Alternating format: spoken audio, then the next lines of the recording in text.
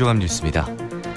나주 SRF 열병합 발전소가 이해 당사자들의 합의를 통해 논란을 해소하고 시험 가동에 들어갈 것으로 예상됩니다. 광주시는 쓰레기 정책을 원점에서 재검토해야 하는 상황에 맞닥뜨릴 수도 있어서 고민이 커지고 있습니다. 더불어민주당 중앙당이 내년 총선 출마 예상 후보들의 경쟁력을 평가하는 여론조사를 실시해 그 배경이 주목받고 있습니다. 전어가 제철인 요즘 잇따른 태풍으로 조업 일수가 줄면서 전어 가격이 2배 가까이 올랐습니다. 이상 오늘의 주요 뉴스입니다. 혁신도시에 들어선 SRF 열병합 발전소 문제를 해결하기 위한 이해 당사자들의 합의안이 마련됐습니다. 이에 따라 조만간 SRF 발전소가 시험 가동에 들어갈 것으로 보이는데요. 남겨져 있는 과제도 만만치 않다는 목소리입니다. 이재원 기자입니다. 나주 SRF 열병합 발전소 문제를 해결할 수 있는 기본 합의서가 2년 동안의 산통 끝에 체결됐습니다. 5곳의 이해 당사자 모두는 환경 영향성 조사와 수용성 조사, 그리고 손실 보존 방안 등으로 이뤄진 4가지 항목의 합의서에 서명했습니다. 이에 따라 환경 영향성 조사는 시험 가동 2개월 뒤 30일 동안의 본 가동 기간에 실시됩니다. 그런 다음 주민들의 의견을 묻는 수용성 조사는 발전소 반경 5km 이내에 법정동 주민들을 대상으로 주민 투표와 공론 조사를 통해 실시됩니다. 여기에서 SRF 사용에 대한 반대 의견이 높을 경우 발전소를 폐쇄하거나 연료를 교체하기로 오자는 합의했습니다. 그게 아마 오늘날 한국지역난방공사 황창화 사장입니다. 큰 바탕이 되지 않았나 생각을 합니다. 그간에 그 9개월이란 긴 여정 동안 고비도 많았습니다만은 이럴 경우 발생하는 손실은 중앙정부와 전라남도 그리고 나주시와 지역 난방공사 등 4곳이 별도의 부속 합의를 통해 정하기로 했습니다. 그리고 추가 비용 가운데 일부는 지역 주민들이 사용하는 열의 요금을 올려 보전할 수 있도록 했습니다. 하지만 손실 보전 방안을 지방의회에서 승인해주지 않으면 기본 합의서는 효력을 상실하게 됩니다. 또 기본 합의서 체결 이후 1년 이내에 손실 보전에 대한 부속 합의서가 체결되지 않을 경우 역시 효력을 잃게 됩니다. 큰 진전을 이루었으며 전라남도 박병호 행정부지사입니다. 환경 영향조사, 주민 수용성 조사, 손실 보전 방안에 대한 부속 합의서 마련에 거버넌스 협의체가 최선을 다하겠습니다. 이 때문에 근본적인 해결책은 되지 못하고 1년 뒤에는 또다시 갈등이 빚어질 수 있다는 우려도 나오고 있습니다. MBC 뉴스 이재원입니다. 나주의 열병합 발전소 가동 여부는 광주시 입장에서도 초미의 관심사입니다. 고형 폐기물 연료를 쓰는 쪽으로 가닥이 잡힌다면 몰라도 그렇지 않을 경우에는 광주의 쓰레기 정책을 원점에서 재검토해야 하기 때문입니다. 송정근 기자입니다. 상무소각장을 폐쇄한 이후 광주 양가동에 고형 폐기물 연료 SRF 생산 시설이 세워졌지만 벌써 1년 넘게 가동이 중단돼 있습니다. 광주 지역에서 발생하는 생활 폐기물을 SRF로 생산해서 나주 열병합 발전소로 보내야 하는데 그 길이 막혀버렸기 때문입니다. 당초 계획대로라면 매일 발생하는 생활 폐기물 648톤 가운데 300톤가량은 연료로 생산돼야 하지만 SRF를 보낼 곳이 마땅치 않게 되면서 생활 폐기물을 모두 매립하고 있는 실정입니다. 이 때문에 2068년까지 기능을 할 수 있도록 설계된 양과동 매립장의 사용연한이 30년 가까이 단축돼 2038년이면 가득 차게 될 가능성이 커졌습니다. 광주시는 그동안 SRF 사용처를 나주가 아닌 다른 지역으로도 검토해봤지만 문제는 기존보다 4배나 많은 한 해 320억 원의 예산이 들어간다는 것입니다. 여기에다 947억 원을 투입해 건설한 SRF 생산시설이 1년 넘게 애물단지가 되면서 운영 손실도 눈덩이처럼 불고 있습니다. 매월 12억 원씩 지금까지 200억 원 넘는 손실이 발생했습니다. 이번 협약을 통해 주민들의 수용성 조사가 내년 총선 이후에 예정돼 있는 만큼 운영 손실액은 더 커질 수밖에 없습니다. 특히 SRF 사용을 반대하는 쪽으로 주민 의견이 수렴될 경우엔 광주시는 쓰레기 정책을 원점에서 재검토해야 하는 상황입니다. 결국 SRF를 사용하는 발전소나 소각장을 새로 짓는 방안이 검토되고 있는데 이 역시 주민 반대에 부딪힐 가능성이 높아 이래저래 광주시의 고민은 깊어지고 있습니다. MBC 뉴스 송정근입니다. 더불어민주당 중앙당이 내년 총선 출마 예상자들의 경쟁력을 평가하는 여론조사를 실시해 그 배경이 주목받고 있습니다. 광주 전남 지역 정치권에 따르면 민주당 중앙당이 최근 광주 전남 지역 유권자들을 대상으로 다른 당 현역 국회의원을 포함한 총선 예비 후보들의 경쟁력을 묻는 전화 여론조사를 진행했습니다. 그런데 평가 대상에 영입이 예상되는 인물도 포함돼 있어서 민주당 예비 후보의 경쟁력이 떨어질 경우 전략 공천의 명분으로 삼으려는 것 아니냐는 논란이 불거졌습니다. 우리나라 원전 경납 건물에서 발견된 콘크리트 공급 가운데 94%가 영광 한비던전에 있는 것으로 드러났습니다. 더불어민주당 위성군 의원실에 따르면 지난 20일 기준으로 원전 경납 건물에서 확인된 공급은 총 295개로 이 가운데 278개가 한비던전에서 발견됐습니다. 한비던전 공급 대부분이 3호기와 4호기에서 발생했고 가장 깊은 공급은 4호기에서 발생한 157cm짜리입니다. 가을에 살이 오르는 전어는 지금이 딱 제철입니다. 하지만 몇 년 새 수온 변화 등으로 어획량이 감소한 데다 올해는 잇따른 태풍으로 조업 일수까지 줄면서 전어 가격이 2배 가까이 올랐습니다. 강서영 기자가 전해드립니다. 돈 생각이 나지 않을 정도로 맛이 좋다고 해 이름 붙여진 전어. 특히 살이 오르는 가을철이 제철입니다. 그런데도 전남 동부권의 주요 전어 산지인 광양 해안은 어느 때보다 한적합니다. 매년 전어 축제가 열리는 광양 망덕포구입니다. 전어철인데도 배들이 조업을 나가지 않고 정박해 있습니다. 30년간 전어를 잡았다는 어민은 올해 유독 전어가 잡히지 않는다고 말합니다.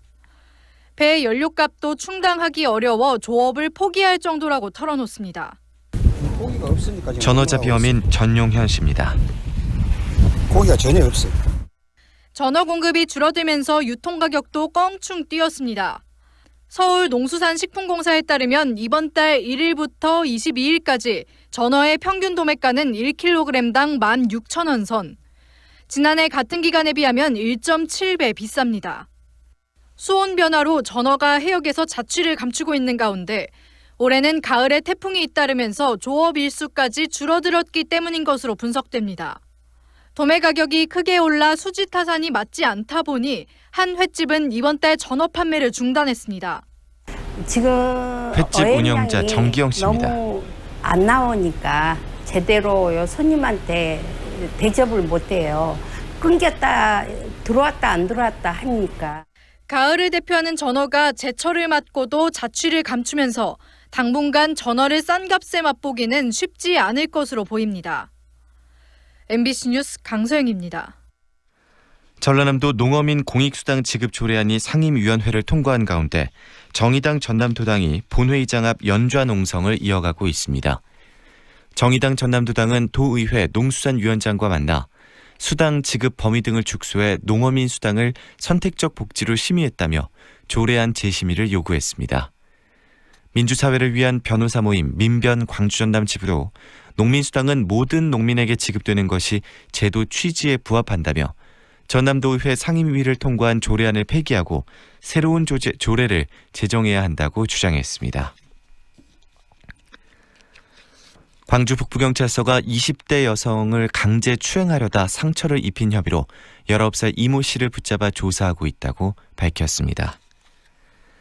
광주지방 현재 기온 18도입니다. 광주 MBC 아침 종합 뉴스를 마칩니다. 아나운서 김두식입니다.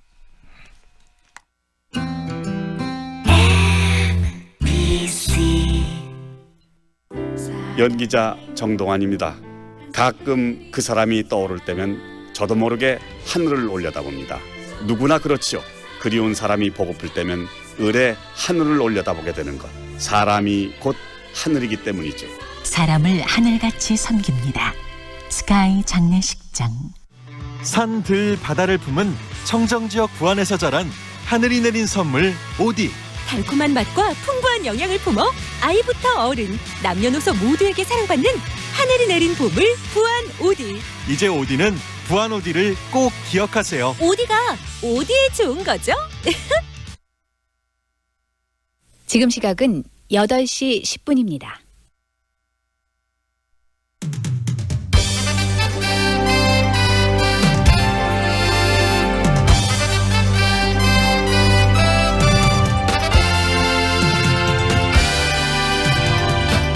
황동윤의 시선 집중. 고려고등학교에서 최상위 학생들을 위한 불공정한 평가 그리고 학교 운영이 이루어졌다는 시교육청 감사 결과가 있었습니다. 학교 쪽은 그런데 이 감사 결과에 있어서 공정성이 없다라고 지금 감사 결과를 부정하고 있는데요. 정교조 광주 지부를 비롯한 광주 지역 교육 시민단체들이 대책위를 결성하고 광주 고려고등학교의 요구사항을 제시를 했다고 합니다. 자세한 내용 정교조 광주 지부 김병일 지부장과 이야기 나누는 시간 갖겠습니다. 최근 불어닥친 가을 태풍을 포함해서 가뭄, 우박 등 자연재해가 빈번하게 발생하고 있는데요. 이런 현상은 농업 생산활동에 큰 영향을 미치게 됩니다. 지난 태풍 링링과 타파 영향으로 과수폐해가 잇따르면서 현장에서는 여전히 농작물 피해 보험 보장성이 부족하다라는 불만들이 이어지고 있는데요. 지난 24일 전남도의회 문행주 의원이 도정 질문에서 농작물 재해보험 제도의 개선이 필요하다는 주장을 했습니다. 어떤 이야기인지 들어보겠습니다. 간호인력 부족 문제는 한국 의료 시스템이 안고 있는 고질적인 병폐입니다. 적정 인력을 확보하지 못한 병원들이 여전히 많이 있고요. 이러한 부분들이 결국은 불안전한 서비스 또 간호사를 비롯한 노동자들의 임금 문제 등 여러 문제를 또 야기시키고 있다는 지적도 있습니다. 의료계의 어두운 이면을 영화 제작을 통해 알리고 또 이야기하는 인물이 있어 화제가 되고 있는데요. 10년차 간호사이자 최근 영화 3교대를 만든 감독이죠. 정서윤 감독을 만나보는 시간을 오늘 준비했습니다. 황동현의 시선집중 계속됩니다. 여기는 4차 산업혁명을 이끌어갈 에너지 신산업과 미래형 자동차 전장산업의 중심. 광주형 일자리로 함께 성장하고 든든한 지원과 혜택으로 기업 경쟁력을 높이는 혁신적인 클러스터. 모이면 더 큰 미래가 보입니다. 광주 국가혁신 클러스터. 상무와 수완이 가까운 프리미엄의 중심. 무진로 진아리체 리버뷰가 옵니다. 무등산 영산강 특급 조망. 원스톱 중심 생활을 누리는 명품 중대형.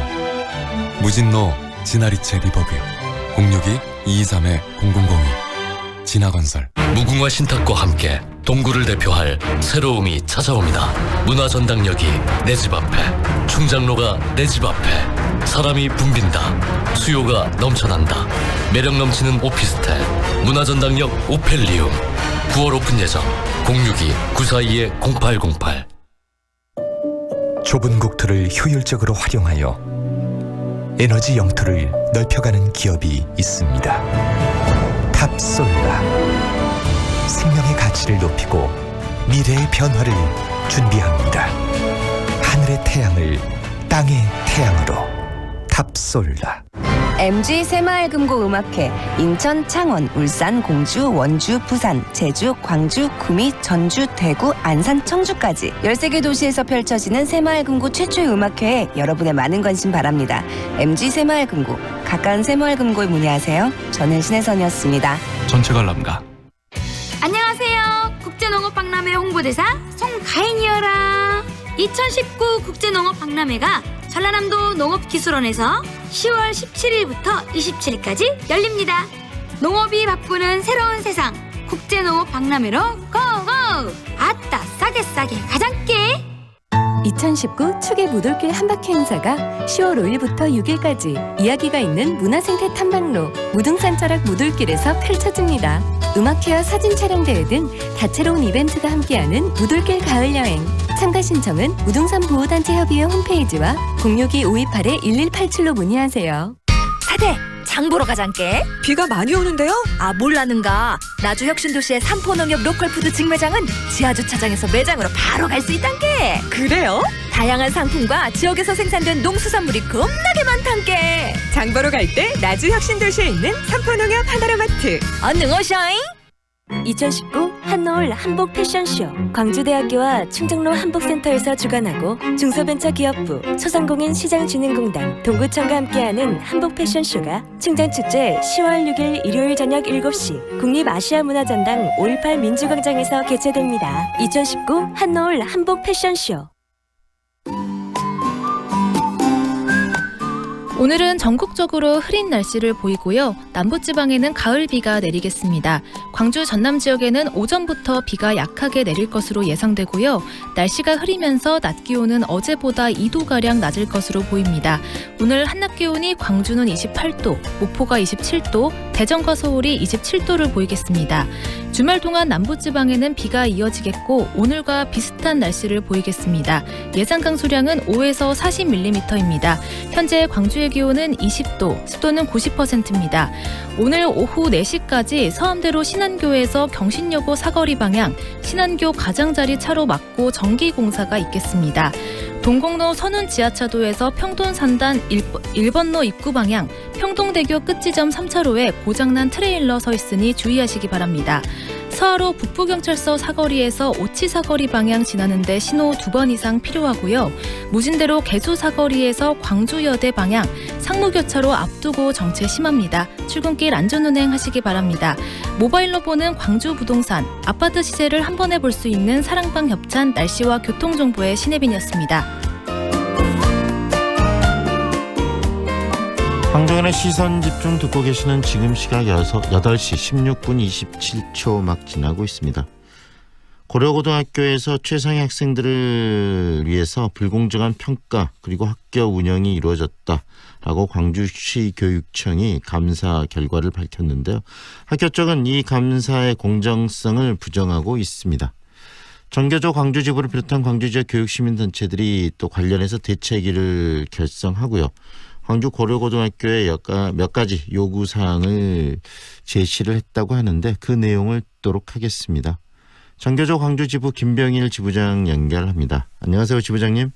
예, 안녕하십니까. 네, 광주 지역 시민단체들이 대책위를 구성하게 된 이유부터 들려주세요. 예, 고려고 사태 경과를 간략히 정리하면요.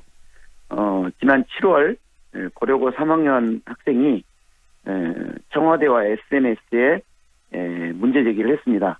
7월 5일 날 3학년 학기말 시험 수학 문제의 사전 유출에 대해서 문제를 제기한 건데요. 네. 이후에 7월 8일부터 약 한 달간에 거쳐서 광주교육청이 고려고를 감사를 실시했고요. 저희는 이제 광주 교육단체는 교육청은 시험 문제 유출 사건을 엄정 조치하라라는 기자회견을 했었습니다. 그리고 8월 13일 날 광주교육청에서 감사 결과를 발표했고요.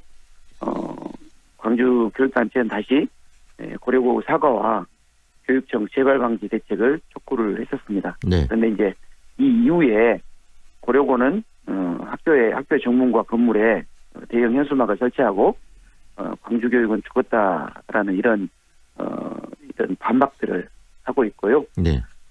여기에 이제 교육단체들이 고려고 사태를 해결하기 위해서 지역의 시민들이 이런 문제에 대해서 비판하고 있다는 것을 알리고, 그다음에 고려고가 일방적으로 변명하고 여론을 호도하고 있는 데에 대해서 사실을 더 알리고, 그리고 다시는 이런 일이 광주에서 일어나지 않도록 하기 위해서 시민사회가 함께 힘을 모으자라는 그런 의미에서 기자회견을 했었습니다. 네, 기자회견 대책위를 꾸리고 기자회견도 하셨다. 이 상황이 굉장히 좀 심각하다고 인식하고 계시는 거 아니겠습니까? 예, 맞습니다. 그 심각성은 어디에 있다고 보세요? 지금 가장 심각한 것은 학교 안에서 공정하지 않은 성적 차별 그리고 평가 부정이 있었다고 밝혀졌는데, 네. 이게 학교에서 도저히 일어나서는 안 되는 일이라고 보고 있고요. 네. 지금도 우리에게 많이 회자되고 있는 올해초 TV 드라마 스카이 캐슬이나 네. 또 지금도 뜨거운 조국 사태에서 불거진 기울어진 운동장이다, 아예 다른 운동장이다, 이런 문제가 제기되고 있는 입시 문제가 네. 우리 지역에서도 이렇게 현안이 되고 있는 거죠. 지역의 입시 명문이라고 불렸는데요. 고려고는요. 네. 학교 운영에 문제가 드러나고 이런 문제에 대해서 제도적 방안이 필요하다는 것이 지역의 여론입니다. 고려고등학교가 그런 문제가 있다라고 감사 결과까지 나왔는데 그 이후에 고려고등학교가 지금 대응을 하고 이 교감 선생님이 저희 방송에 출연해서도 이야기를 했었는데 고려고등학교 이 부분들이 너무 감사 자체가 교육적인 감사가 너무 과도하다. 그리고 굉장히 좀 그 강제적이고 압박적이었다라는 그런 표현을 했었는데 그런 표현 그 상황들 고려고등학교 입장에 대해서는 어떤 생각이신가요? 물론 지금 현재 교육청의 징계가 저희가 봤을 때도 유례 없이 강한 대응을 했다고는 봅니다. 그러나 그만큼 고려고에서 있었던 이 성적 차별과 평가 부정의 문제가 심각했다라는 반증이라고 생각을 하고요. 네. 특히 이 최상위권 학생들 위주로 기숙사를 운영하면서 그 학생들에게 기말 시험의 일부가 제공이 되고 또 이 학생들은 그동안 꾸준히 방과 후 학교, 동아리 활동, 그다음에 토요일에 이루어지는 다른 별도의 수업 이런 것들로 일반 학생들에게 전혀 갈 수 없는 혜택들을 부여해 왔다는 거고요. 네. 그리고 학사 전반에 있어서는 소수 학생들의 내신 성적을 위해서 많은 학생들이 자신이 원치 않는 과목들을 이렇게 수업을 들어야 되는 이런 문제들이 이 학사 운영 전반에서 있었다라고 지적이 되고 있고요. 네. 그 문제가 광범하게 드러난 게 감사 결과라고 봅니다. 네, 이번에 이런 고려고등학교 사태에 대해서 학교 측에 좀 몇 가지 요구사항도 이야기를 하셨다라고 들었는데 지금 고려고등학교에게 요구하는 부분들은 어떤 겁니까? 고려고는 지금의 현 사태에 대해서 당연히 학교의 그동안 운영에 대해서 돌아보고 사과하고 재발 방지 노력을 지금 이게 천명해도 천명한 게 당연할 텐데요. 네. 변명과 그다음에 적반하장식 대응으로 일관을 하고 있어요. 네. 그래서 고려고가 오히려 대응 기자회견을 열고 학부모나 동문에게 학교 입장의 해명 자료를 배부하고 그래서 학부모와 동문들이 이 부분에 대해서 고려고의 입장을 가지고 시민단체에 굉장히 오히려 더 시민단체의 문제 제기를 오히려 막고 있는 그런 지금 형국입니다. 네. 그래서 지금이라도 고려고는 당장 그런 대응을 중단하고 학생과 학부모 그리고 광주 시민에게 사과해야 된다고 생각을 합니다. 네. 이런 문제가 그런데 지부장님 계속적으로 반복적으로 일어나는 거 아니겠습니까? 이 광주에서 수피아 여자고등학교에서도 있었고 대동고등학교에서 또 성적 시험지 문제 유출이 있었고 또 고려고등학교에서도 이렇게 특별하게 상위권 학생들에게 특혜를 주는 그런 학사 운영을 했고 이런 문제가 근본적으로 고쳐지지 않고 반복되는 근본적 원인은 어디에 있다고 보세요? 예, 그렇습니다. 이게 비단 고려고 문제만은 아니라고 생각을 합니다. 2016년, 2018년 학생부 조작, 시험지 유출과 같은 다른 교육의 사건들이 있었는데요. 이 배경에는 입시 성적의 결과 위주의 학교 운영이 문제가 있고요. 그리고 특히 거기에서 일부 학부모와 교직원의 일탈이 만든 비극이라고 생각을 합니다. 네. 특히 이렇게 입학 성적을 자랑하고 있는 소위 말하는 명문고라고는 학교의 운영의 이면에는 결과 지상주의의 상막한 입시 교육이 있었고요. 네. 그 안에는 학교에서 있어서는 안 될 차별이 있었다라고 생각을 합니다. 그래서 광주 교육이 이제는 이 입시 성적 결과 중심의 실력 광주 프레임에서 좀 벗어나야 된다. 그래서 적어도 학교가 성적이나 입시 결과로 학생들을 차별하든지 그걸 가지고 아픔이나 상처를 주는 일은 적어도 있어서는 안 된다라고 생각을 하고요. 이 공교육이 추구해야 될 가치가 이 전체 우리 학생들의 통합과 공동체 유지 발전이 공교육의 원칙이지 않겠습니까? 네. 그래서 적어도 학교라면 우리 학교가 지향해야 될 민주시민을 육성하는 교육 목표 달성을 위해서 다시는 이런 일이 벌어지면 안 된다고 생각을 합니다. 네. 그런데 요즘 이 대학이 서열화돼 있고 서열화된 대학에서 치열하게 거기에 좋은 대학을 가고 싶은 아이들의 욕망이 존재하고 또 보내고 싶은 부모의 욕망이 존재하는 이 시스템이 근본적으로 개선되지 않는 상황에서 과연 이 학교 내에서 근본적으로 이 민주적인 그런 시스템과 교육 운영 방식이 현실화될 수 있을까요? 너무 이상적인 방식 아닌가요? 예, 뭐 우리 한국 교육의 문제점, 입시 교육의 문제점에 대해서는 뭐 말하지 않더라도 다들 느끼고 있는 거라고 생각을 하고요. 네.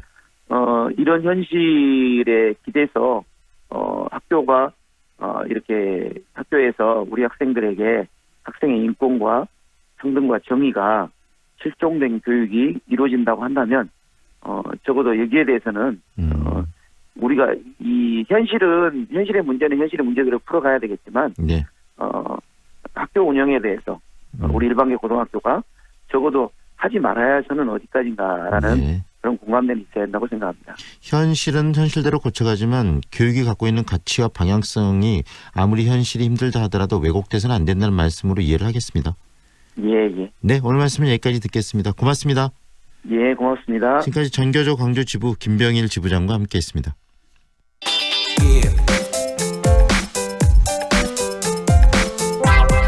정부는 자연재해로 인한 농가 피해와 손실을 줄이기 위해서 지난 2001년부터 농작물 재해보험 제도를 실시하고 있습니다. 지난 24일 전남도의회 이 문행주 의원이 도정 질문에서 농작물 재해보험 제도가 그런데 개선이 필요하다라고 주장을 했는데요. 어떤 점에서 문제점을 갖고 있는지 그리고 개선의 방향성은 어떻게 이루어져야 되는지 그 이야기를 듣도록 하겠습니다. 전남도의회 문행주 의원 연결합니다. 안녕하세요, 의원님. 예, 안녕하십니까. 문행주 의원입니다. 네, 태풍이 불고 이렇게 자연재해가 있으면 또 농가들이 피해가 많이 늘어나지 않습니까? 예. 최근에 2차례의 큰 태풍이 있었는데 농가 피해 어느 정도의 규모로 지금 집계가 되고 있나요? 예, 지금까지 전라남도가 이제 접수한 피해 조사에 의하면요. 농작물 총 피해는 대략 2,336헥타 정도로 나타났습니다. 그 벼가 도복된 경우가 1,760헥타 정도 되고요. 힘관수가 한 500헥타, 그리고 이제 각종 과일 등 낙과 피해가 한 72헥타, 그리고 농업시설물이 한 15,000 평방미터 정도로 이렇게 지금 파악되고 있습니다. 네, 이렇게 피해를 입게 되면 농작물 재해보험을 통해서 이 보상을 받게 되는 걸로 알고 있는데, 그런데 이 보험이 이런 피해의 농가들을 제대로 보호하지 못하고 있다는 지적이 있고 바로 그 지적을 우리 의원님께서 하셨는데 어떤 점에 문제가 있는 겁니까? 예, 우선 그 농작물 재보험에 보험을 위해서 내는 보험료와 실제로 피해를 본 농가가 볼 수 있는 보험금의 현실성이 너무 없어서 네. 많이 내고 그 보상은 아주 미미하게 보는 그런 불합리한 보험 실정입니다. 구체적으로 좀 알려주세요. 예를 들면 지금 한 농가당 얼마 정도를 내고 있고 실질적으로 보상이나 이런 부분들이 어떤 방식으로 이루어지기 때문에 문제가 발생하는 거죠? 지금 각 작물마다요 차이가 많이 있어서 평균적으로 뭐라고 하기는 힘듭니다. 네. 그 벼 같은 경우도 도복의 정도에 따라서 가격이 심하게 편파적으로 차이가 나고요. 그 많게는 가입비가 200만 원에서 적게는 벼 같은 경우는 50만 원까지 되는데 실제로 그 최고로 많이 보상받을 수 있는 금액하고 적게 받을 수 있는 금액의 차이가 너무 크기 때문에 네. 농가는 실질적인 피해 보상에 훨씬 못 미치는 미미한 금액만 보상을 받게 되어 있습니다. 구체적으로 사례를 하나 들어줄 수 있을까요?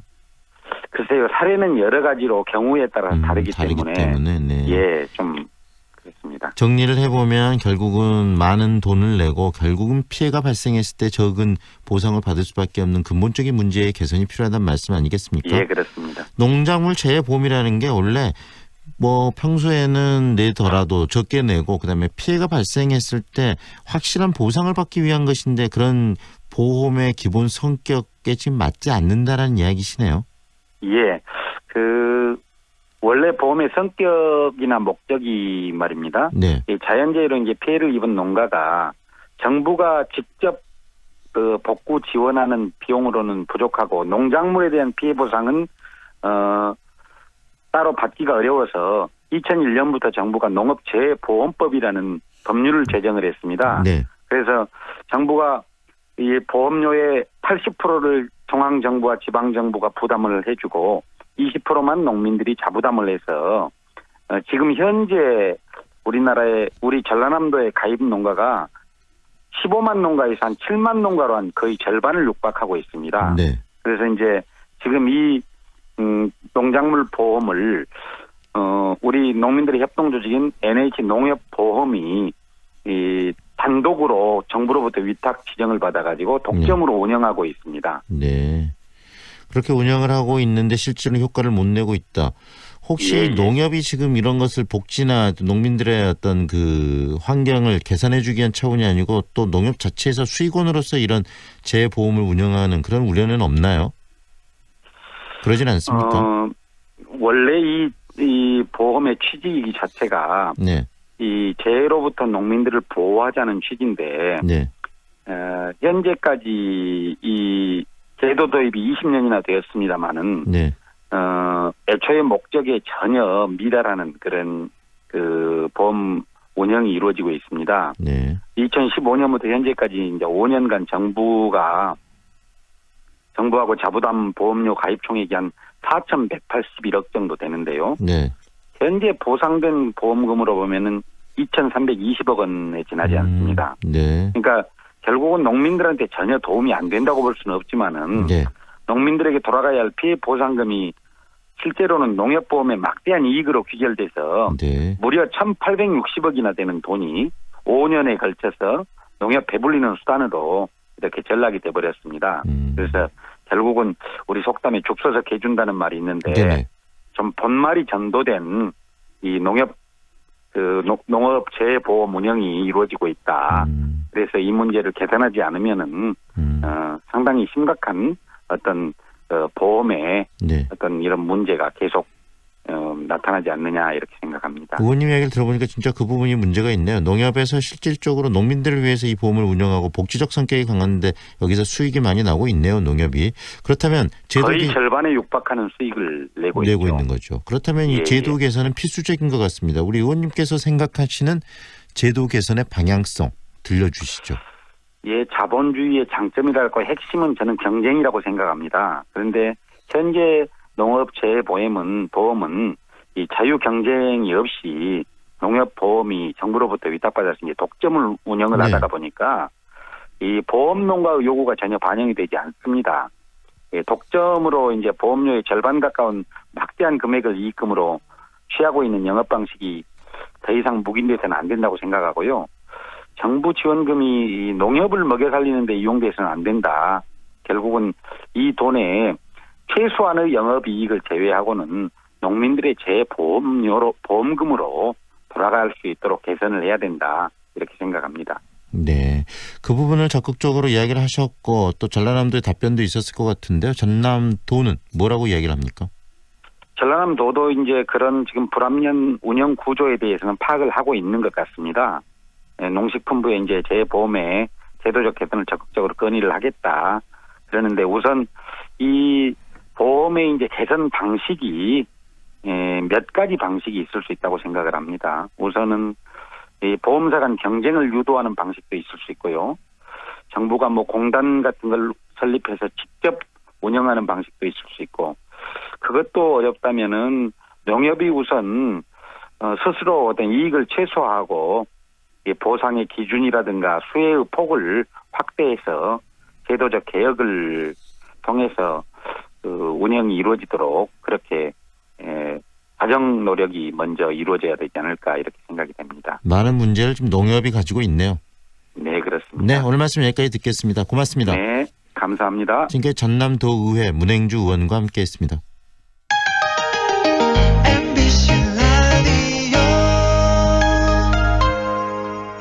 경제적으로 어려운 이웃들이 스스로 새로운 삶을 열어갈 수 있도록 광주시 자회생상품 공동브랜드 소소드림이 더 큰 희망을 드리겠습니다. 착한 소비로 소중한 나눔을 실천하는 소소드림. 자회사업 참여 이웃들의 아름다운 내일을 응원합니다. 광주광역 자회센터. 4월 7일 장례를 치르신 유족 박상아 님입니다. 엄마 보내고 참 힘들었는데 위로가 많이 됐어요. 3월 4일 장례를 치르신 유족 전승현 님입니다. 덕분에 잘 치렀습니다. 정말 감사합니다. 진정한 위로 남문 장례식장. 명품 엘리체가 드리는 또 하나의 프리미엄 하우스 광산 엘리체 레이크시티. 숲 3단 핵심 교통을 품은 숲세권 명품 라이프와 특급 개발 호재와 만나는 앞선 미래 가치. 프리미엄의 한 라인을 누리다. 프리미엄 웰테크하우스 광산 엘리체 레이크시티 062-573-4400 서진건설. 또 한 번의 감동. 화순 3차 한국 아델리움 센트럴이 옵니다. 화순 가장 빛나는 자리에서 누리는 편리한 생활 인프라로 한국 아델리움의 성공 신화를 다시 한번 이어갑니다. 화순 3차 한국 아델리움 센트럴 9월 오픈 예정. 1811-6734 화순교리 지역주택조합 추진위원회. 93.9 Guilt feelings between the sheets. Why am I caressing my mama's fat knees? 세상을 보는 지역의 눈. 여러분은 지금 황동현의 시선 집중과 함께하고 있습니다. 한국의 간호사 한 명이 돌봐야 하는 환자는 경제 규모가 비슷한 다른 나라에 비해서 서너 배가 더 많다고 합니다. 이런 환경에서 일하는 간호사들의 몸과 마음은 정말 힘들고 또 병들어 가지 않을까라는 생각이 드는데요. 이러한 의료계의 문제를 주제로 영화를 제작한 간호사가 있습니다. 단편 영화 3교대를 제작한 10년차 간호사 정서윤, 이제는 감독이라고 불러야 될 것 같은데 정서윤 감독 연결해 보겠습니다. 안녕하세요, 감독님. 예, 안녕하세요. 네, 간호사님이라는 표현이 더 익숙하십니까? 감독님이라는 표현이 더 좋으십니까? 지금은 글쎄요. 지금 거의 절반 정도로 부르고 있는 상황이라 가지고 일하는 데서는, 그러니까 병원에서는 선생님이라고 부르니까 그러는데 인터뷰할 때는 감독님이라고 불러주시는 게 저는 더 좋습니다. 네, 감독님 지금 간호사 일도 계속하고 계시는 거죠? 네, 지금은 서울 시내에 있는 2차 종합병원 입원병동에서 선교대 근무를 하고 있습니다. 네, 간호사로 10년을 근무하셨는데 현장에서 보고 느낀 것들, 그리고 현장에 많이 또 힘든 부분들을 진짜 몸소 체험을 하셨을 것 같아요. 네, 그렇죠. 힘든 점은 어떤 점인가요? 현장에서 느끼는 거는 정말 가장 크게 느끼는 건 무엇보다도 인력난인데요. 예를 들자면 첫 번째로 간호사, 아까 말씀하셨다시피 저희 간호사 한 명이 담당하고 있는 환자 수가 너무 많다는 점이 있고요. 네. 뉴스에도 나왔지만은 평균 16명 정도라고 해요. 미국에 비해서 이제 3배가 넘는 숫자이고, 당연히 간호사가 환자를 세밀하게 파악하기가 힘들죠. 그리고 저 16명이라는 숫자는 어디까지나 평균 수치이기 때문에 최악의 경우에는 50명을 2명이서 보게 되는 상황도 벌어지기도 하거든요. 네. 이게 환자 입장에서 생각하면은 조금 무섭죠. 그리고 두 번째로 휴식 시간이 절대로 부족하다는 점이 있는데요. 네. 교대 근무 자체가 수면 패턴 때문에 힘든 일이잖아요. 근데 평교대를 하려면 나를 대체할 사람이 있어야 되는데 그 인력이 없기 때문에 어쩔 수 없이 충분한 휴식을 취하지 못한 상황에서 출근하게 되는 경우가 많습니다.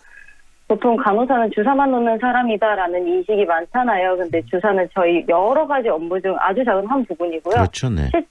실제로 간호사는 몸뿐만 아니라 환자 상태를 파악하고 판단해서 빠르게 조치를 취해야 하는 머리를 함께 사용해야 하는데, 게다가 최근에는 또 이제 감정 노동까지 더해져서 노동의 강도가 굉장히 높아졌어요. 그래서 충분한 휴식을 취할 수 없게 돼서 피로가 축적되고, 이렇게 되다 보니까 최선의 상태로 업무에 임하기가 너무 힘들어지죠. 그래서 제가 지금 10년차 간호사인데 아무리 이렇게 충분히 훈련된 간호사라 할지라도 컨디션이 나쁘면은 어쩔 수 없이 아찔한 상황이 벌어지기도 하거든요. 네.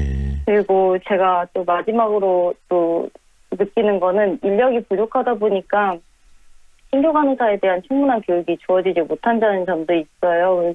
이게 어느 직종이라도 다 같겠지만 아무리 다 간호대학을 졸업하더라도 신입이 당장 한 사람 몫을 하기란 어렵잖아요. 근데 업무적인 면에서 큰 결은 같지만 크게는 병원마다 작게는 병동마다도 세부적인 일의 처리 방식에는 조금 차이가 있는데, 그런 심도의 고충을 이해하기는 하지만 가르치는 간호사 입장에서는 당장 내 눈앞에 해야 하는 업무가 어마어마한데 누군가에게 설명을 하면서 그 사람과 천천히 일을 하기는 쉽지만은 않죠. 그래서 그게 하루 이틀에 끝날 문제도 아니고요. 그래서 또 가르치거나 배우는 방식도 사람마다 좀 다르기도 하고 사회성도 다르니까 이 부분도 만약에 저희가 여유가 있다면 충분히 배려가 가능하겠지만 그럴 상황이 되지가 않으니까 의도치 않게 감정이 상할 수도 있고요. 이 때문에 최근에 이슈가 되고 있는 태움이라는 안타까운 상황도 발생한다고 보시면 됩니다. 결국은 이 간호사분들의 태움 문제까지 여러 가지 발생되는 문제들이 결국은 열악한 근무 환경에 기인한다는 말씀이신데요. 네네. 이런 부분들을 가지고 영화를 만들어야 되겠다라는 생각을 갖게 되신 계기가 있습니까? 임신 순번제나 태움이 이슈가 되면서 자꾸 인력난이라는 본질이 잊혀져 간다는 생각을 했어요. 그리고 이게 너무 자극적인 소재로서만 소비되어지는 사실 이게 인권 문제인데 이게 너무 안타깝기도 했고요. 실제로 간호사들은 비슷한 연령대 사람들이 밤낮으로 교대로 근무를 하다 보니까 서로 사이가 돈독해질 수밖에 없고 그래서 이제 누가 아파서 빠지게 되더라도 그 사람이 미안해하지 않도록 어떻게든 근무가 돌아갈 수 있도록 휴일을 반납하고 서로를 지지하면서 일하는 게 제가 10년 동안 간호사를 할 수 있었던 힘이 되었어요. 그래서 이 상황과 간호사 연대를 알아줬으면 하는 것이 영화를 만들게 된 계기가 된 것 같습니다. 작품의 그 내용도 짧게 한번 정리를 해 주시겠어요? 어떤 내용을 가지고 작품을 만드신 겁니까? 어떤 식으로 작품이 전개가 되는 거죠? 네, 앞서 말씀드렸다시피 여성이 주된 노동자로 있는 간호사들의 이야기고요. 네. 저희 주인공 이름이 경이에요. 경이라는 주인공 간호사가 업무 중에 다쳐 입원을 하게 되는데 사고가 날 수밖에 없었던 상황부터 그 사고에 얽힌 사람들의 입장 차이가 주요한 갈등이 되는 이야기입니다. 드라마적인 요소, 드라마로 만드신 거네요? 네, 그렇죠. 네. 극영화예요. 네. 네, 극영화로 만드셨고 어떤 인물을 통해서 그 현장, 그 상황들을 이렇게 그렇게 여러모로 이렇게 모아가시고 또 그 전개를 하신다는 이야기인데 이 영화를 통해서 사회에 던지고 싶은 메시지는 어떤 겁니까? 사실 처음 기획 단계에서는 간호사라기보다는 여성 노동자들이랑 그들의 연대에 대한 이야기를 하고 싶었어요. 그 이전에 나왔던 영화 카트나 위로공단 같은 걸 재밌게 보기도 했고요. 네. 네.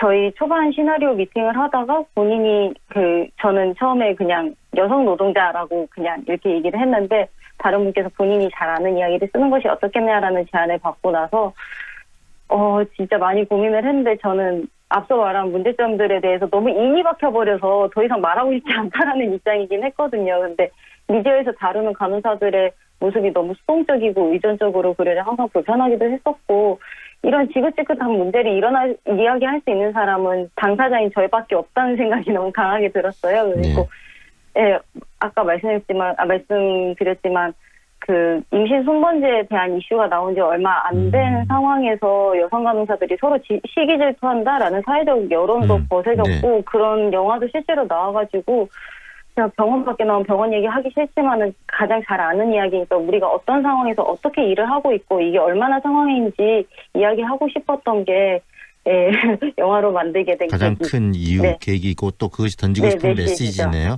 그렇다면 이 영화를 많이들 보고 싶어 하실 것 같아요. 특히 간호사분들 전국에 많이들 계시고 저희 방송을 듣는 간호사분들도 접하고 보고 싶어 하실 것 같은데 이 영화를 어떻게 접할 수 있을까요? 이게 지금 저희 단편 독립 영화다 보니까 영화제 상영밖에 거의 되지를 않아요. 그래서 저희가 진짜 단편 독립이지만 배급사도 있기는 한데요. 그 배급사에서 이제 영화제에 내면은 영화제에서 이제 그 단편 섹션이 있어서 그 안에서 틀어주는데 저희 지금 최근에 이제 가장 가깝게 상영 예정이 잡힌 게 서울에서 하는 여성인권 영화제라는 곳에서 저희가 10월 4일날 상영할 예정이고요. 아직 광주는 잡히지 않은 상황입니다. 앞으로 광주 전남에서도 좀 잡혔으면 좋겠고요. 저희들도 관심을 갖겠습니다. 또 잡히게 되면 연락을 주십시오. 또 관련해서 그 영화를 보고 또 이야기를 나눴으면 생각이 듭니다. 네, 알겠습니다. 오늘 말씀 여기까지 들을게요. 고맙습니다. 네, 감사합니다. 지금까지 단편 영화죠.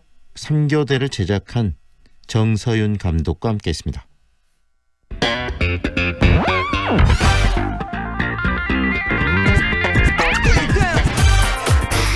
남도의 아름다움을 귀로 느끼는 시간입니다. 아름다운 남도. 오늘도 전남도청 대변인실 이돈삼 시민기자와 함께합니다. 어서 오세요. 예, 안녕하셨습니까. 남도의 가을 이제 좀 무르익고 있다라고 봐도 되겠죠? 예, 그렇습니다. 오늘은 어디를 안내해 주십니까? 옛말에 혹시 이런 말 들어보셨죠? 흥정은 붙이고 싸움은 말려라. 이런 이야기 들어보셨을 건데 네네. 그래도 싸움처럼 재밌는 것이 없을 것 같습니다. 하물며 바다 한가운데서 벌어지는 그런 싸움이라면 더할 나위 없이 이제 재밌고 또 박진감이 넘치지 않을까 싶은데요. 양쪽이 공평한 똑같은 숫자의 싸움도 아닌 13대 133의 싸움이고요. 그것도 133이 아닌 13이 이겼다면 얼마나 흥미진진할까 싶습니다. 명랑 대첩 이야기 아니겠습니까? 예, 맞습니다. 보통 13대 12대로 알고 있었는데 13대 13대였나 보죠? 예, 12척의 배를 인수하고 나중에 이제 한 척이 추가돼서 13척, 13척. 그러니까 13대 133. 도저히 이제 상대가 되지 않을 것 같은 그런 숫자의 싸움인데 1597년 정유재란 때 이 13척의 조선 수군이 일본군을 크게 이겼죠. 그러니까 전투가 펼쳐졌던 곳은 아시다시피 이제 울돌목. 그러니까 물살의 속도가 최대 한 11.5노트, 그러니까 한 시속 20km 이쪽 저쪽이 될 것 같은데요. 그만큼 이제 빠르고요. 바닥이 거칠어 가지고 물 흐르는 소리가 20리 밖에서도 들린다는 그만큼 급류가 서로 부딪혀서 울면서 소리를 낸다 해서 지명도 아시다시피 이제 명량, 이 명량인데 여기서 펼쳐진 해상 전투. 오늘부터 해남 우수영 또 진도 녹진 여기에서 시작되는 명량대첩 축제에서 실감나게 재현이 될 겁니다. 명량대첩 축제 오늘부터 지금 시작된다는 말씀이신데 예, 오늘부터 이제 시작이 되죠. 해상 전투는 그러면은 언제 재현이 됩니까? 축제는 오늘 시작이 돼가지고 모레 일요일까지 이제 사흘간 펼쳐지는데 해상 전투는 내일 낮 12시 30분부터 딱 한 차례 재현이 됩니다. 그러니까 물살이 거칠기로 정평이 나 있는 이 울돌목 바닷가에서 이제 바다에서 펼쳐지는 그런 싸움인데 133척의 일본군의 일제 공격에 맞서서 이 이순신 장군의 진군 명령이 이제 떨어지고요. 그러면 이제 펑펑 이런 포탄이 하늘을 나르고 또 혼전 속에서 육박전도 펼쳐지고 또 이러면서 이제 일본군 이 두목을 잃은 일본군 무리지에서 도망가고요. 이를 조선 수군이 쫓아가면서 승리의 함성 소리가 바다에 울려 퍼지는데 정말 볼만한 그런 싸움입니다. 그러니까 지금으로부터 422년 전 1597년 정유년 음력 9월 16일에 벌어진 이 전투가 재현되는 것인데 이게 명량대첩 축제의 메인 프로그램입니다. 네, 이야기만 들어도 참 볼만하겠다 그런 큰 이벤트가 아닌가 싶은데요. 그렇다면 오늘 소개할 여행지가 이 명량대첩 축제가 펼쳐지는 울돌목입니까? 예, 뭐 울돌목은 아니고요. 일단은 정유재란 때 명량대첩하고 엮이는 그런 곳입니다. 그러니까 명량대첩으로 울돌목에서 많은 일본군이 바다에 빠져 죽었는데 전쟁이 끝나고 이제 진도 사람들이 이 파도에 떠밀려 바닷가로 온 일본군의 시신을 거둬서 양지 바른 곳에 묻어준 공동묘지가 있거든요. 그게 이제 외덕산입니다. 외놈들한테 덕을 베풀었다 해서 외덕산입니다. 외고들한테 덕을 베풀었다. 무슨 이야기인지 좀 더 자세히 소개를 해 주시죠. 예. 명량대첩이 세계 해전사에 이제 길이 남을 그런 조선 수군의 대승으로 끝났지만은 진도 사람들한테는 이제 비극의 시작 발단이 됩니다. 명량대첩에서 승리한 이 조선 수군이 당사도까지 쭉 빠져나간 뒤에 일본군이 이제 다시 진도로 몰려와서 주민들을 닥치는 대로 이제 사륙을 합니다. 그러니까 명량에서 패한 이 분풀이를 주민들한테 이제 한 것인데요. 이렇게 일본군한테 당하고도 또 여러 날 뒤에 이 마을 앞바다로 밀려온 일본군의 시신을 한 구씩 거둬가지고 햇볕이 잘 들면서도 일본 쪽을 바라보는 이 남쪽의 양지 바른 산기슭에 진도 사람들이 묻어줍니다. 이게 이제 외덕산 공동묘지인데 진도군 여기가 고군면 내동마을에 있습니다. 일본군들한테 보복을 당하고도 일본군들의 시신을 또 걷어서 묻어줬다. 이게 가능한 일이었네요. 예, 가능했습니다. 그래서 이제 그 자리에서 이제 입장을 바꿔놓고 생각을 해보면 뭐 그 자리에서 두 발로 뭐 짓이기고 다시 한번 또 바닷물에 쳐박고 뭐 시체 말로 뭐 찢어 죽여도 시원찮을 판인데 이 진도 사람들이 그렇게 하셨더라고요. 그러니까 저도 이제 그게 가능할까 궁금해서 이제 주민들한테 직접 한번 여쭤보고 그랬는데 시신을 함부로 대하지 않는 게 섬 사람들, 진도 사람들의 뭐 오랜 관습이다 이렇게 이제 주민들은 말씀을 하시더라고요. 무슨 이야기는 좀 더 구체적으로 들려주시겠어요? 예. 그러니까 바닷가 사람들은 해상 사고의 위험이 상대적으로 이제 늘 존재하고 있고요. 뭐 상대적으로 죽음과도 가까이 있는데 그래서 예부터 이 죽음을 존중하는 또 그래서 이제 이런 것들이 이제 보편적인 섬 사람들의 생각인 것 같고요.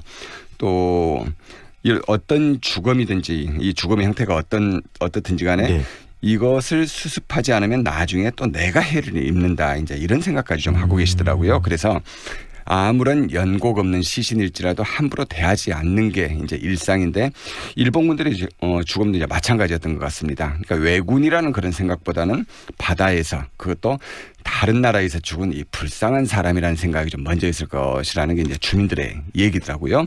근데 주민들도 이렇게 말씀을 하시고 뭐 또 연구자들도 이렇게 말씀을 하고 계십니다. 네, 바닷가 사람들, 바닷가에 사는 분들의 정서가 그럴지라도 이 진도 분들의 이런 마음은 또 좀 더 깊게 생각할 부분이 많이 있을 것 같습니다. 예, 그렇습니다. 그러니까 바다와 뭐 갯가에 기대 사는 사람들 누구라도 이제 그랬을 것이다. 이게 이제 그날 만난 이 내동마을 이만진 이장의 말씀이시더라고요. 네. 꼭 이 마을이 아니더라도 다른 마을도 이제 그랬을 것이다. 이제 이런 얘기를 하시는데 평소 사람에 대한 뭐 사랑 또 생명에 대한 존중 이런 것들이 없었으면 애초에 불가능한 일이었지 않았을까 싶습니다.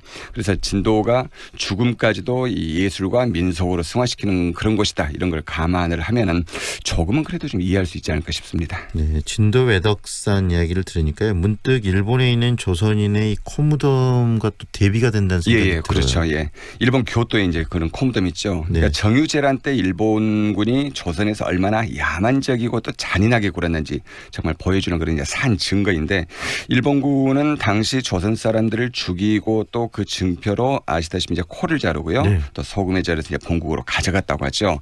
그래서 사람의 시신을 전쟁에서 얻은 뭐 전리품 그런 정도 이제 생각을 했는데 일본의 코무덤하고 극명하게 대비가 되는 그러니까 이 진도의 외덕산이 극명하게 대비가 되는데 이 하나의 전쟁 똑같은 정유재란을 두고 각기 다른 두 개의 이 극과 극의 무덤이 만들어지는 뭐 그런 결과를 가져온 것 같습니다.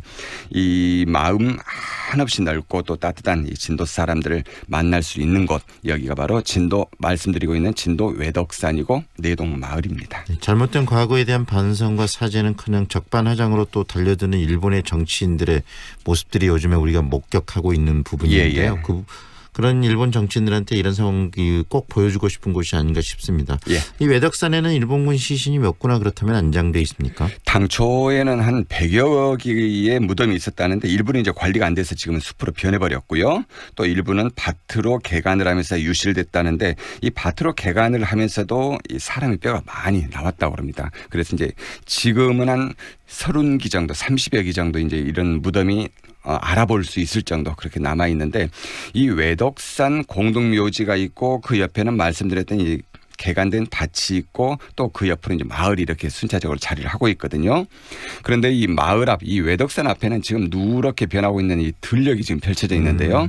그러니까 바다도 아닌데 어떻게 시신이 여기에 뭐 떠밀려 올 수 있었냐 이렇게 생각을 할 수도 있는데 일제 강점기에 간척을 해서 여기가 이제 논으로 변했다고 합니다. 그래서 간척하기 전에는 여기가 마을 앞이었고 외덕산 앞에까지 바닷물이 드나드는 그런 바다였다 이렇게 생각을 하고 보시면 될 것 같습니다. 진도 분들의 어떤 사람에 대한 애정, 사랑을 느낄 수 있는 부분인데요. 외덕산 어떻게 찾아가야 됩니까? 일단은 외덕산을 가시려면 울돌목까지 가셔가지고 진도대교를 건너가야 합니다. 진도대교를 건너서 많이 아시는 신비의 바닷길, 이 신비의 바닷길이 열리는 또 올해 개장을 한 이 소울비치 진도가 있는 이쪽 방면으로 가시다 보면은 고군 면 소지지가 나오는데 여기 오산 초등학교 앞에서 좌측으로 들어가시면 바로 내동마을하고 연결이 됩니다. 네, 이 내동마을도 간단히 소개를 좀 해주시겠어요? 내동마을 크지 않는 마을입니다. 한 35가구 한 50여 명, 50명 정도 이제 살고 계시는데 50살 이하 되신 분들 이 비교적 젊은 층들이 많이 절반을 넘는다고 합니다. 50살, 50살 이하 되신 분들이. 그러니까 이분들이 이제 가까운 바다에서 전복 양식, 김 양식 이런 것들 하면서 남부럽지 않게 이제 살고 계시고요. 뭐 양배추도 이모작을 하시는 것 같더라고요. 또 한라봉을 알려진 부지와도 재배하고 있는 그런 평범한 진도의 마을이고 또 섬마을이고 바닷가 마을이 여기 내동입니다. 네. 오늘은 정유재란 때 바닷가로 떠밀려온 일본군들의 시신까지 걷어서 묻어준 진도 외덕산 이야기를 들었습니다. 잘 들었습니다. 예, 고맙습니다. 지금까지 전남도청 대변인실 이돈삼 시민기자와 함께했습니다. 태양광 설계, 시공 전기안전 관리까지 한전의 에너지스타 기업 에코전력, 해외 직접 투자 유치, 대규모 태양광 단지 수주 계약, 해외에서도 인정받는 에코전력, 앞선 기술로 내일의 태양광을 만듭니다. 재생에너지 전문기업 에코전력.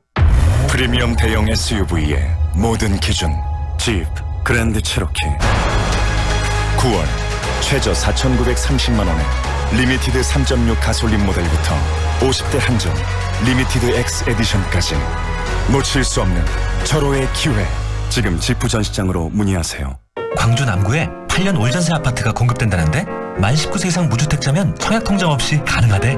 8년 동안 이사 걱정도 없고 세금 걱정도 없고 단지 주변 공원과 스마트 시스템으로 쾌적하고 편리한 생활까지. 남구 도시첨단 남해원해뜨 10월 오픈 예정 062-382-0024 남해종합건설. 지역 중소기업의 해외 진출. 광주 상공회의소 FTA 활용 지원센터와 함께하세요. 상담, 교육, 컨설팅, 원산지 증명부터 사후 검증까지. 문의 350-5887. 검색창에 광주 FTA 센터를 입력하세요. 이사님, 이사는 어디가 좋은가요? 당연히 OK 익스프레스죠. 일반 이사 및 포장 이사 그리고 사무실 이사까지 고객이 OK 할 때까지. 공짜 전화 080-383-1000번. 저렴한 가격에 서비스는 만족입니다. OK 익스프레스. 080-383-1000번. 세상을 밝히는 밝은 미소 광주여자대학교. 유성이 열어가는 따뜻한 미래 광주여자대학교. 가련한 지성과 아름다운 가을 커리어만 사관학교 광주여자대학교. 이대리를 불러 숫자 2만 눌러 062 둘둘둘에 둘둘둘둘. 이대리 대리운전 062 누르고 2번만 읽어봐. 이대리 대리운전 눌러 062 둘둘둘에 둘둘둘둘. 이대리 대리운전. 좁은 국토를 효율적으로 활용하여 에너지 영토를 넓혀가는 기업이 있습니다. 탑솔라. 생명의 가치를 높이고 미래의 변화를 준비합니다. 하늘의 태양을 땅의 태양으로. 탑솔라. 황동현의 시선집중은 가을 개편을 맞아서 다음 주 월요일부터 아침 7시 5분부터 8시 30분까지 여러분과 함께합니다. 다음 주 개편에도 많은 애청취 부탁드립니다. 오늘도 함께해 주셔서 고맙습니다.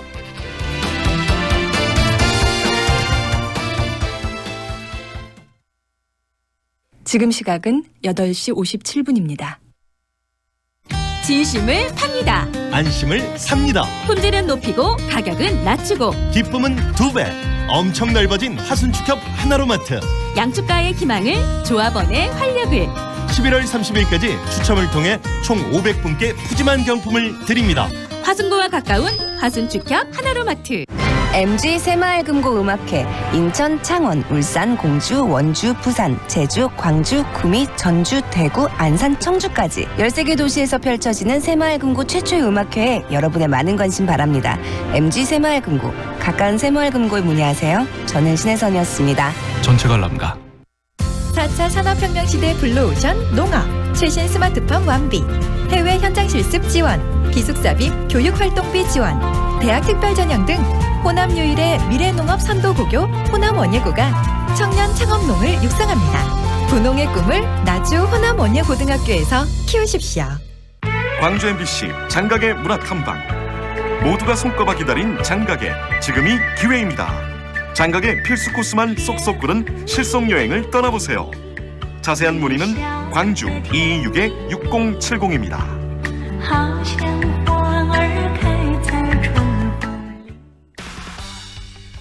안녕하세요. 스포츠 클라이밍 국가대표 김한울이라고 합니다.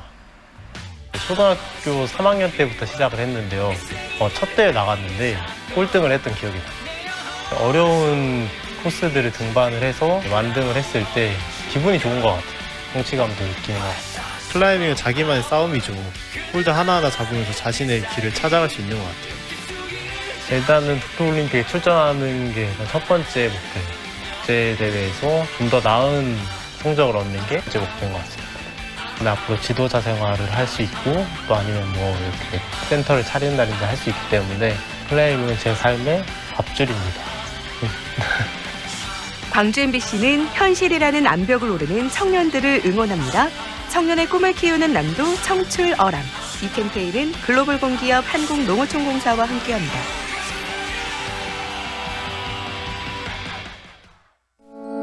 만나면 행복한